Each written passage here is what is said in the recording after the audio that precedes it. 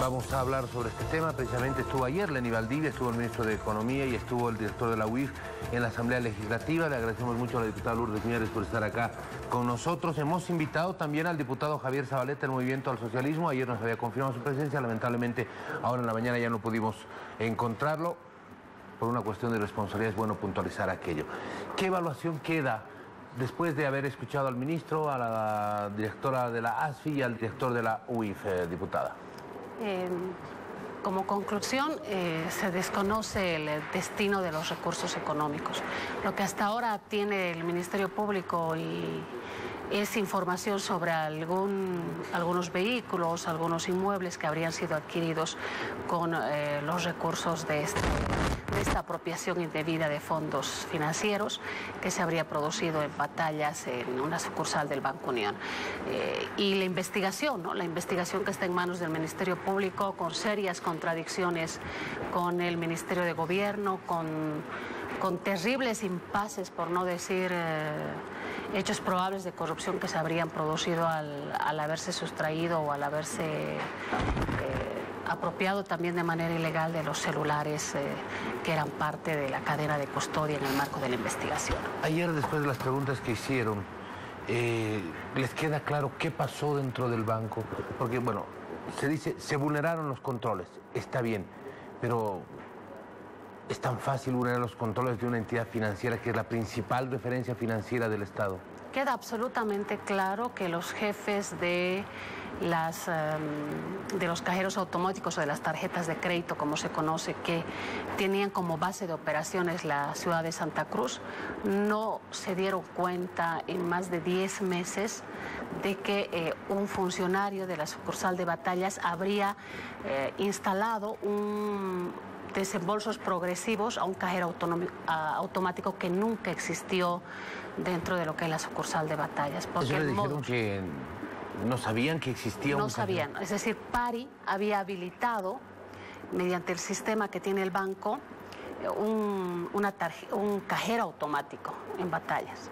Y ese cajero automático era el que supuestamente recibía los desembolsos de manera gradual y progresiva para el funcionamiento ordinario. Y era el mismo señor Pari quien hacía los retiros de ese cajero. No, nunca hubo cajero. Por eso. O sea, físicamente nunca hubo cajero. Entonces, en el sistema parecía que había cajero. Él hacía el informe de los saldos del cajero y de los ingresos de los recursos económicos al cajero, es decir, de los desembolsos. Pero como no había cajero, eso aparecía en el sistema y luego él se llevaba el dinero porque no habían controles para ni siquiera revisarlo físicamente cómo sacaba el dinero. Es más, lo más grave es que en el marco de la estructura de la entidad financiera habían dos jefes en Santa Cruz que debían ser los encargados de verificar y de hacer inspecciones periódicas a este tema de la instalación de cajeros. No sabían que había un cajero. Supuestamente había un cajero. El único que hacía retiros ahí era Juan Pari, pero el cajero nunca existió. Nunca existió. Nunca existió. Ficticio. Ficticio. Y las instancias encargadas de supervisar esta labor en todas las sucursales nunca se percataron, es decir, no hicieron las inspecciones periódicas.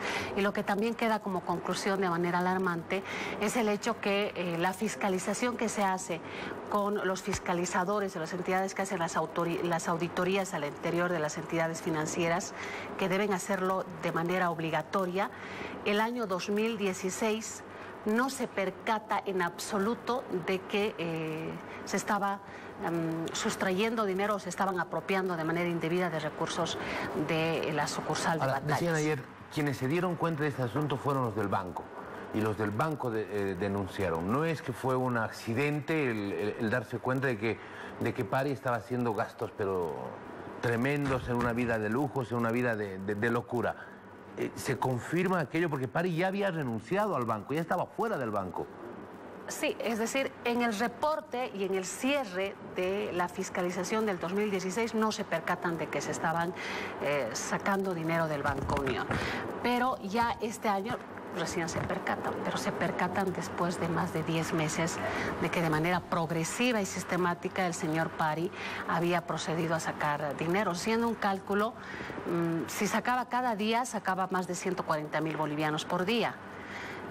Pero si sacaba con ciertos periodos de lapso, sacaba entre 150 a 200.000 bolivianos.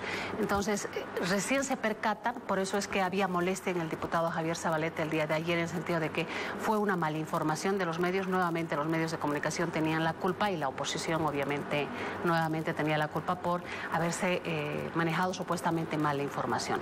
Lo que sí se ha aclarado es lo que acabas de decir, que la detención de Pari se origina en la iniciación de un proceso de investigación, pero ¿cómo lo podían saber los medios de comunicación de que el señor Pari ya estaba siendo seguido, ya había un seguimiento sobre él y que en ese momento, cuando lo detienen, se estaba ejecutando ya una acción en el marco de una investigación?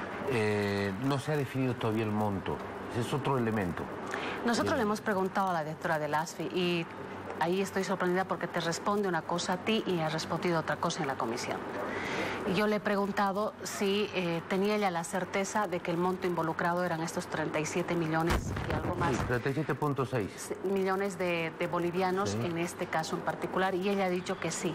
Con relación a los dos asientos, es decir, a las dos cuentas que habrían sido manejadas por Juan Pari. Batalla hacia Chacachi. Sí. Ya. Se tiene ya el informe final de que es este monto, porque se ha hecho una auditoría. Ajá. Pero la siguiente pregunta ha sido ¿qué es lo que ha sucedido con la cartera de créditos? Porque el señor Pari no solo ha manejado este tema, ¿no? Es decir... También manejaba créditos. También manejaba créditos. Entonces, ¿qué es lo que sucede con la cartera de créditos? Y lo que ha dicho la señora Leni Valdivia es que ha instruido que se realice una auditoría a la cartera de créditos que habría manejado el señor Juan Pari. Entonces, ahí todavía puede haber algo, pueden haber... Digo, pueden, por si acaso, que créditos fantasma o se pueden haber... O créditos ficticios. Si se inventaron un cajero automático. Este señor era muy hábil. Ahora bien, hay que dejar claro lo siguiente, que la Contraloría General del Estado, en el marco de la normativa legal vigente, está habilitada para hacer una auditoría al Banco Unión. Por otro lado, lamentablemente el día de ayer se ha negado la creación de una comisión especial mixta de la Asamblea Legislativa Plurinacional para que pueda llevar adelante la investigación del caso del Banco Unión. Quienes han rechazado esta posibilidad son diputados del Movimiento Socialista. Muy bien, diputada Millares, le agradezco de verdad muchísimo. Claro, usted nos está mostrando un otro aspecto que es importante. Hay que ver el tema de los créditos. ¿Cómo manejó el tema de los créditos Juan Pari? Y ahí podría haber alguna sorpresa. El caso está lejos de terminar. Sí, y ver la responsabilidad en el manejo global del banco, es decir, y el Ministerio Público debe establecer si existe o no responsabilidad en el directorio del Banco Unión y en las gerencias. Muy bien, muchísimas gracias por haber estado acá con nosotros muy tempranito. Nos vamos a ir hasta...